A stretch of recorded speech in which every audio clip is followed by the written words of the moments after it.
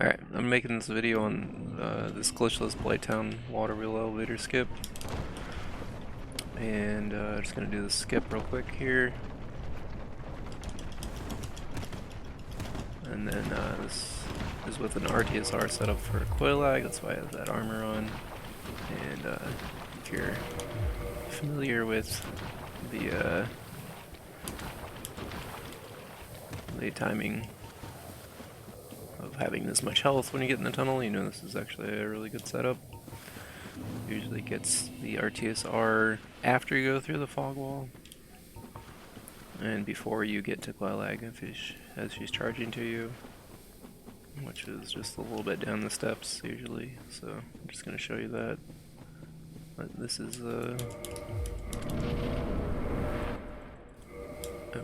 really good timing. And then you would be about there, and then boom, attack.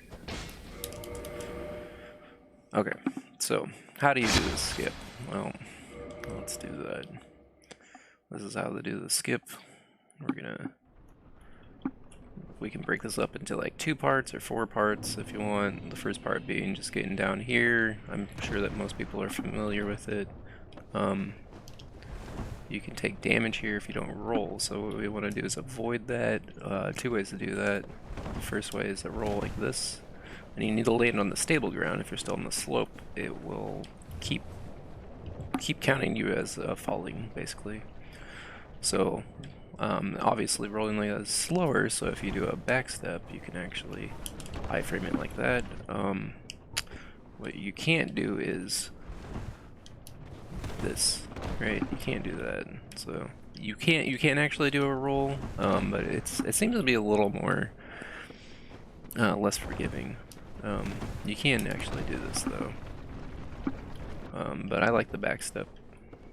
You have less iframes on the back step, but the timing is tight either way. So if you can get the roll to work, I'm pretty sure you can get the back step to work easier. You don't have to worry about changing your angle either. And then the second part is going down here. So if you do start falling and you did take damage because you backstepped late, for this part right here, you took damage and then you backstepped late, and then you're going down, you need to try to quit out before you land, right?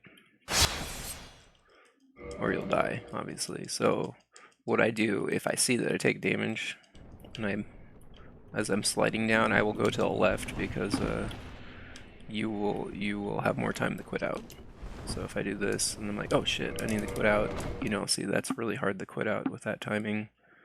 You see I hit the ground there before I actually quit out. So if you just go to the left, then you can go down that hole and you have more time, like this. So, good old Dark Souls. And okay, second part. We'll move on to the second part now. So oops, I framed that and I forgot. So I have the bow ready to toggle to, but I have my fist here. So you don't take damage, and then you start sliding down with the back step, ideally. And once you get over the slope, you're going down the slope, and then once you get over here, past this line, you start falling, so you can toggle midair and then do the landing and toggle to the bow and then two-hand it like this. And that's your RTSR damage. It'll be about 270 to 280. It's usually about 275 or around there, with the armor on. And then you need to get over this board kind of sticks up right here, so you can't just walk over it, so you can flick. You need to also be lined up really well, like really dead center. Make sure your head is like lined up dead center, you're aiming straight, and just flick your controller and you'll go over it, and then you just want to walk straight off onto this board. And then depending on how you land on this board, if you're very centered up on this board, you shouldn't have to do. If you're like in the very middle of it, you know, neither foot is actually on it, it's like in between, then you don't need to adjust anything. But here I'm very far to the right from here, so I'm going to line up here and I'm going to take a step back. So now I should be more centered up on the board, and then I'm going to draw an arrow and then just spam rolling and 2 rolls. And well, I actually did proc the damage there, but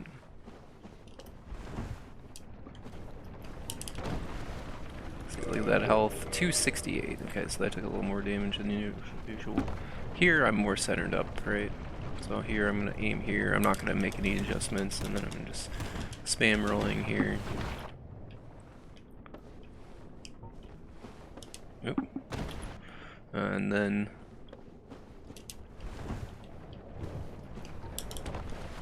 so this all the way up to getting on here, this should be, like with practice, you should be able to do it consistently every time. But this part, I'm gonna say, is there's a little RNG factor to it, where sometimes it just doesn't work. But learning to make adjustments can help. Just quick little adjustments. So here, I don't need to really change anything. I'm just gonna aim right there, and it should work. Sometimes it just won't, but you know.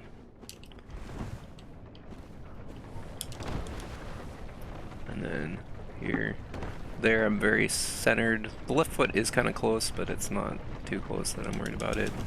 If it's like touching at all, I might take a step back. If it's on it, I definitely gonna take a step back. If it's like touching or really close to touching, I would take a step back. Like here, it's actually touching the left foot, so I'm gonna take a step back, and then I'm gonna do that. If your right foot is touching, meaning you're too far to the left, that is a lot harder to adjust for. I find usually my best odds are to not actually do anything. So I'm gonna store a position here and try to get it so my right foot is almost touching.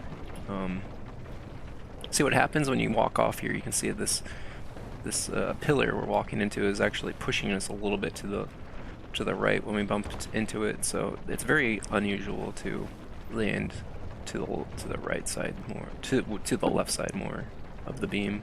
Like this is very far to the left. See, my right foot is almost touching it. If your right foot is actually on it when you land, you usually just slide off. It doesn't let you stand with your right foot on it for whatever reason. So here you could try to make an adjustment, but I don't know why nothing seems to make this consistent when it's over here. Like this did work, and I did store this position here, but I mean, if I tried to make an adjustment to go more forward, for whatever reason, it just doesn't like that, I guess. So I think my best bet is just to kind of just go for it, like, without making any adjustments. It's only if your left foot is on the beam when you land, or really close to it. Maybe adjust where you aim a little bit more left might be good. But I wouldn't, I don't know. I think you just kind of hope you don't land like this. If you did want to take a step forward, you'd have to like make sure you're like going this way and not this way for the adjustment, right? Because you're walking at an angle actually. So if you walk more like this and then like that, but that's down kind of slow, right? So I don't know if you really want to do that, but that might actually be a better answer. This is something that this skip is really new to me, so I'm gonna be honest, like, I don't know exactly what you should do. You could also go for this other strat where you actually kind of, you land on this, you roll and land onto this slope, and then you have to roll like 4 times on the slope to get down. You could go for something like that, trying to aim like here maybe. That might actually be the answer, I don't know. Some things to play around. You're gonna see that this is the least consistent part of this whole entire skip. You divide it into 4 parts.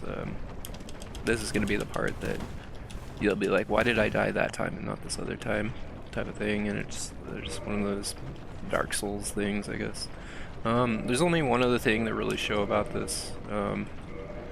Obviously I'm doing this and I'm starting full health, so before I even get here, what I'm doing is I'm not taking damage when I'm in New Londo Ruins right here. So when we go to an elevator, I equip the Ring of Favor and then the armor and heal up to full. And instead of doing the jump over the wall, I guess I can just store a position here. Instead of doing this jump over the wall like this, you know, like usual, you're gonna take a lot of damage to do that, like 60, 70 damage, something like that. That's more than you want. You want to jump, but you don't want to jump, you just want to run off here and go over here. And you're going to lose a second doing it like that instead of jumping. but then you're gonna get 10 seconds back doing the skip, so it ends up working out. And then after you kill Quag, you can jump over the wall when you're going to Bed of Chaos. You can just jump over the wall, and that small health damage won't matter. You'll heal in the Quag arena either way. Well, another thing that you could try is if you do it at just the right angle, you can like land on this ledge right here. But it's kind of like it doesn't. You gotta like really just fall straight off and not fall too far. And it seems to be like if you can do that consistent, then you're actually only losing like maybe a quarter of a second. It's really not that bad. But I find it hard to get that angle consistent, and like I tend to do that a lot, and that takes too much damage. So that's the only other thing that you could do. If you could do that consistent though, I don't know, it doesn't seem to work for me though.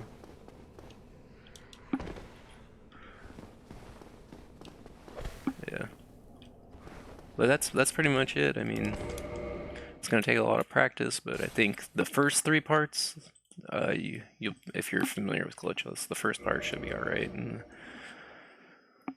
the other 2 parts aren't too difficult. With a little practice, you can get them consistent, and then, oops, I gotta try that again.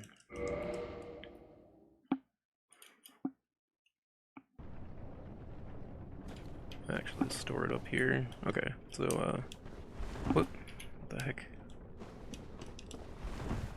Oh wow, no, apparently I'm bad at the first part.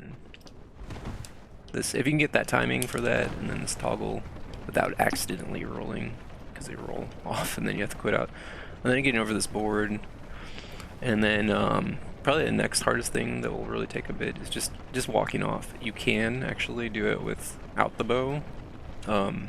If you're doing mouse and keyboard, you can just like slow walk straight off, and then when you land, just immediately roll forward and right. And it seems to be pretty consistent. I don't know if it's, I don't think it's more consistent than the bow, but it seems to be like pretty darn consistent within that.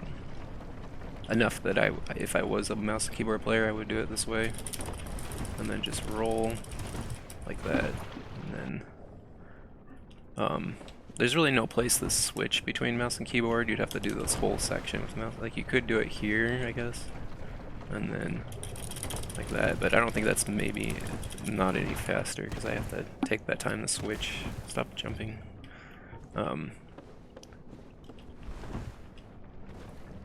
Like you could do it here. Oh, see, that doesn't work though because I don't really have time to toggle and then switch. That'd be cool though.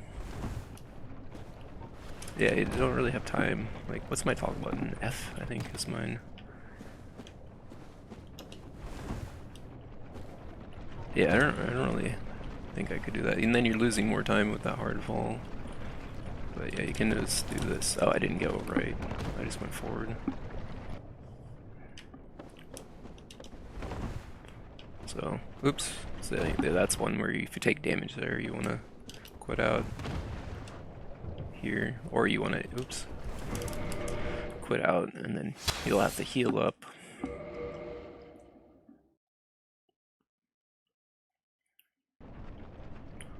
Have to heal up. Hopefully you don't slide down immediately. There is a chance that if you quit out, that let me see if I can do this. You'll slide down immediately. You know, like the infinite fall. Like if I can do it. And if that happens, that you start sliding immediately, you don't want to touch any direction, anything. I say you didn't do it, but if you just start sliding immediately, just don't touch any direction, because that makes you, that gets rid of your iframes for quicker. You have iframes while you're standing up, so you want to hope that they save you here, if it'll work. Yeah, see, if you do that, I don't know if that's a glitch though. That's the only thing that might be counted as a glitch, but I don't think it should, because you're supposed to have iframes when you stand up, so there's other places in the game where iframes are allowed. Anyway, that's it. Hope that helps someone get a 45 world record. That'd be sick. All right, bye guys.